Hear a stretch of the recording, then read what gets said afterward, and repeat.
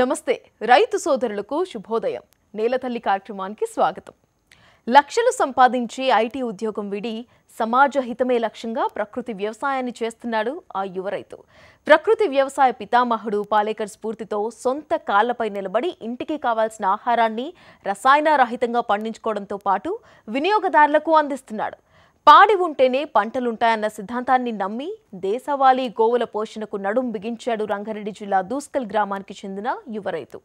ఆరోగ్యకరమైన పంట ఉత్పత్తులనే కాదు పాతకాలం నాటి ఎద్దు గానుగ నూనెలను వినియోగదారులకు అందిస్తున్నాడు. సహజ సిద్ధమైన సేద్యంతో సంతృప్తికర జీవనం సాగిస్తున్నాడు. సేద్యంలో శారీరక శ్రమ ఉన్నా మానసిక ఆనందం లభిస్తోందంటున్న యువ రైతు శశిధర్ రెడ్డితో మా ప్రతినిధి రమేష్ ముఖాముఖిని ఇవాల్టి నేలతల్లి కార్యక్రమంలో చూసేద్దాం పదండి. నమస్తే. నేలతల్లి కార్యక్రమాన్ని ఆదరిస్తున్న రైతు సోదరులకు వందనం. నేను మీ రమేష్ పెద్దే. దేశీయ ఆవుల ఉనికిని చాటాలనే సంకల్పం, అలాగే ప్రకృతి వ్యవసాయం చేసి 10 మంది ఆరోగ్యాన్ని కూడా కాపాడాలనే ఒక బాధ్యతతో సాఫ్ట్వేర్ వృత్తిని సైతం పక్కన పెట్టేసి ఎలాంటి రసాయనాలు వాడకుండా సుభాష్ పాలేకర్ ప్రేరణతో ప్రకృతి వ్యవసాయంలో రాణిస్తున్నారు ఓ యువ రైతు. ప్రస్తుతం మనం రంగారెడ్డి జిల్లా ఫరూక్నగర్ మండలం షాద్నగర్ సమీపంలో ఉన్న దూస్కల్ గ్రామంలో ఉన్నాం. ఇక్కడ శశిధర్ రెడ్డి అనే యువ రైతు ఓవైపు ప్రకృతి వ్యవసాయం చేస్తూనే ఎద్దుగానులను కూడా తన ఫామ్లో పెట్టుకొని ఈ స్థానికంగా ఉన్న కొంతమందికి ఫ్యామిలీ ఫార్మర్గా పేరొందారు. అయితే ఈ యువ రైతు అనుభవాలు ఏంటి, ఇక్కడ ఎద్దుగానుగ కావచ్చు, అలాగే ప్రకృతి వ్యవసాయం కావచ్చు, ఆయన అనుభవాలు కూడా ఇవాళ తెలుసుకుందాం. నమస్తే శశిధర్ గారు. నమస్తే. ముందుగా మా నేలతల్లి ప్రేక్షకులు మిమ్మల్ని మీరు ఒకసారి పరిచయం చేసుకోండి. టీవీ నేలతల్లి ప్రేక్షకులకు, నా రైతు సోదరులకు శుభాభినందనలు. నా పేరు శశిధర్ రెడ్డి. మా విలేజ్ దూస్కల్ గ్రామం, ఫరూక్నగర్ మండల్, రంగారెడ్డి డిస్టిక్. నేను 2019 నుంచి ప్రకృతి వ్యవసాయం చేస్తున్నాను. వాటితో పాటు దేశీయ ఆవుల పాలన రీసెంట్గా 4 months బ్యాక్ నుంచి ఎద్దుగానుగను కూడా స్థాపించడం జరిగింది. శశిధర్ రెడ్డి గారు, ముందు అసలు ఈ వ్యవసాయంలోకి వచ్చే ముందు మీ నేపథ్యం ఏంటి, అసలు మీ బ్యాక్గ్రౌండ్ ఏంటి ఓవరాల్గా? మొదటి నుంచి కూడా రైతు కుటుంబమే మనది.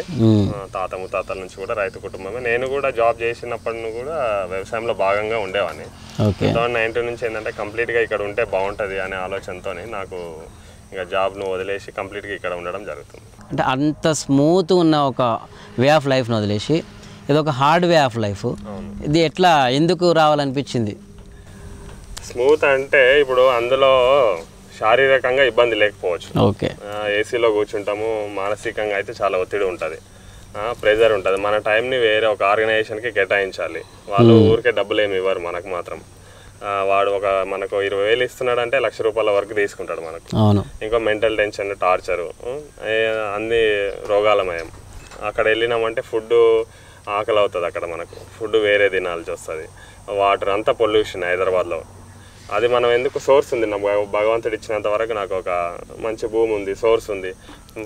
మొదటి నుంచి కూడా వ్యవసాయ నేపథ్యం ఉంది. మనం ఎందుకు చేసుకోకూడదు? ప్రకృతిని ఆస్వాదిస్తూ ఆరోగ్యకరమైన ఆహారం మనమే క్రియేట్ చేసుకోవచ్చు. దాంతోపాటు నా టైమింగ్ నా ఇష్టం. ఎర్లీ మార్నింగ్ లేస్తా, హాయిగా నేను నా వ్యవసాయం నేను చేసుకుంటా, మధ్యాహ్నం హాయిగా రెస్ట్ తీసుకుంటా. అట్లా జాబ్లో ఉంటే రెస్ట్ తీసుకుంటే ఎవరు ఇవ్వరు కదా. నేను ఇక్కడ వచ్చేసరికి హాయిగా మధ్యాహ్నం రెస్ట్ తీసుకుంటా, ఎర్లీ మార్నింగ్ సాయంత్రం అంతే వ్యవసాయం చేసుకుంటా, హాయిగా ఉంటాను. నా ఫుడ్ నేనే క్రియేట్ చేసుకుంటా. ఆవులు, వాటితో పాటు దేశీయ ఆవుల పాలన చూసుకుంటున్నా. ఆరోగ్యకరమైన ఆహారం తింటూ ప్రకృతిని ఆస్వాదిస్తూ నాకు ఇష్టమైన జీవితాన్ని ఇట్లా నేను అనుకున్నా. అందరూ అట్లా వీలు కాదు, నాకున్న సోర్స్ని బట్టి నేను అట్లా ఆలోచించుకున్నా. ఇట్లా ఉండాలనుకున్నా, ఇట్లా చేసుకుంటున్నా. కష్టమైనా సరే శారీరకంగా శ్రమ ఉంటుంది, కాకపోతే మానసికంగా చాలా ఉల్లాసంగా ఉంటుంది. పని చేసినా సరే రోజువారీ మన ఒంట్లో చెమట బయటికి వెళ్తుంటుంది కదా, హ్యాపీగా ఉంటుంది అన్నట్టు. అయితే మీరు వచ్చేవరకు రసాయనాలు లేకుండా ప్రకృతి వ్యవసాయం ప్లస్ మెయిన్లీ అదే ఆవుల మీద ఆధారపడాలి. అప్పటికి బాగా ఈ నేల రసాయనాలతో మగ్గిపోయింది. దీన్ని మార్చుకోనికి ఎంత టైం పట్టి ఉండొచ్చు? ఇప్పటికీ అంటే ఎటువంటి రిజల్ట్ ఉంది?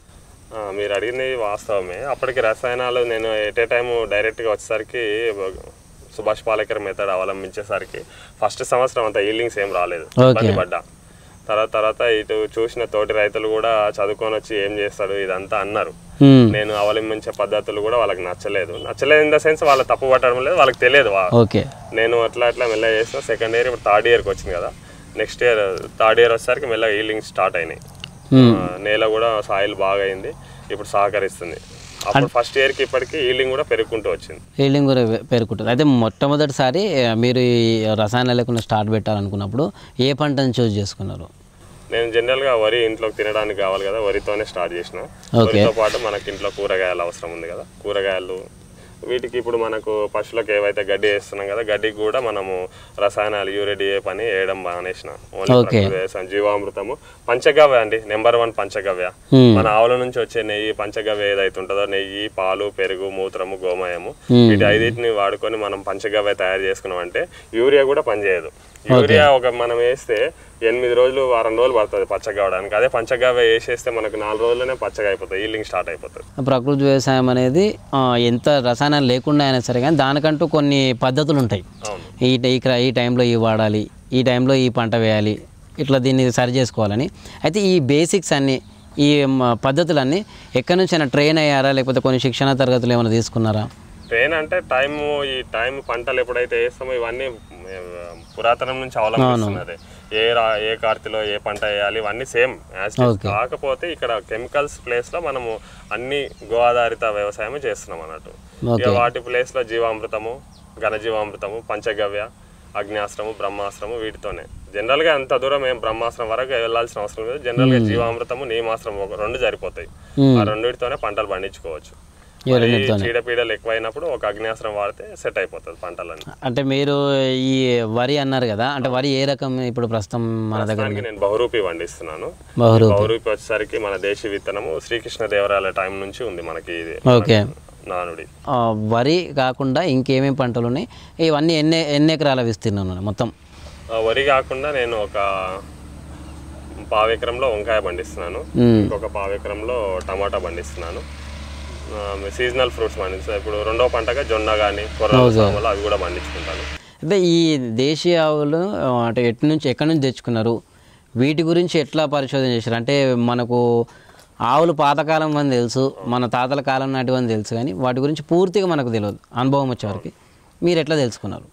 మనం ప్రకృతి వ్యవసాయంలోకి రావాలనుకున్నాం కదా, రావాలనుకున్నప్పుడు ఆవు కంపల్సరీ, గోవు అనేది కంపల్సరీ. గోవు కావాలి, అది న్యాచురల్ మనకు నాటు ఆవు కావాలి. నాటు ఆవులు దేశీ బ్రీడ్ అయితేనే మనకు సస్టైన్ అవుతాం. మూపురం ఉండాలి. వాటి కోసం ఏంటంటే దేశీ ఆవులు మనం ఎంక్వైరీ చేసుకున్నాం ఎక్కడెక్కడ దొరుకుతాయంటే. ఇప్పుడు దాంతోపాటు మన దగ్గర మన ఏరియాకి వచ్చేసరికి ఒంగోలు ఆవులు ఉంటాయి. ఒంగోలు ఆవులు అంత కొద్దిగా పాలు అనేది ఉన్నాయి, అందులో కూడా పాలు ఎక్కువ ఇచ్చేటి ఉన్నాయి. కాకపోతే మనకు పాలతో పాటు ఆవు పేడ మూత్రంతో పాటు పాలు కూడా ఉంటే కొద్దిగా సస్టైన్ అవుతాం. ఆర్థికంగా మనం సస్టైన్ అయినప్పుడే గోవు కూడా ఏమైనా తినబెట్టగలుగుతాం. పాలు ఇవ్వాలన్నట్టు బయట నుంచి నేను గుజరాత్ నుంచి, రాజస్థాన్ అటు నుంచి నేనేం వెళ్ళలేదు, ఇక్కడ తీసుకొచ్చే బ్రీడర్స్ వాళ్ళు ఉన్నారుగా, వాళ్ళ నుంచి మిడిల్గా నేను తీసుకోవడం జరిగింది. అట్లా మనం రాటి, గిర్, సాయివాలు ఇట్లా ఆవులను తీసుకున్నాం. వాటి మూత్రము, గోమయము, గోపేడతోనే ప్రకృతి వ్యవసాయం జరుగుతుంది. ఓకే. అంటే ఇప్పుడు ఈ మొత్తం కలిపి ఎన్ని ఉన్నాయి? దేశీయాల సంఖ్య ఎంత? ఇప్పుడు ఇవి 7, ఒక 8 వరకు ఉన్నాయి మొత్తం. 8 వరకు. అంటే మొత్తం ఓవరాల్ మనతో చూసుకుంటే ఇప్పుడు ఈ వ్యవసాయ భూమి ఎంత ఉంది?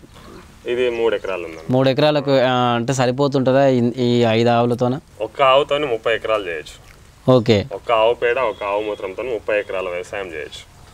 సో మనకి 7 ఉన్నాయి కాబట్టి మనం ఇంకా తోటి రైతులకు కూడా నా దగ్గర వచ్చిన గోమూత్రము, గోమయము సరఫరా చేయడం జరుగుతుంది తోటి రైతుల అవసరాల కోసం.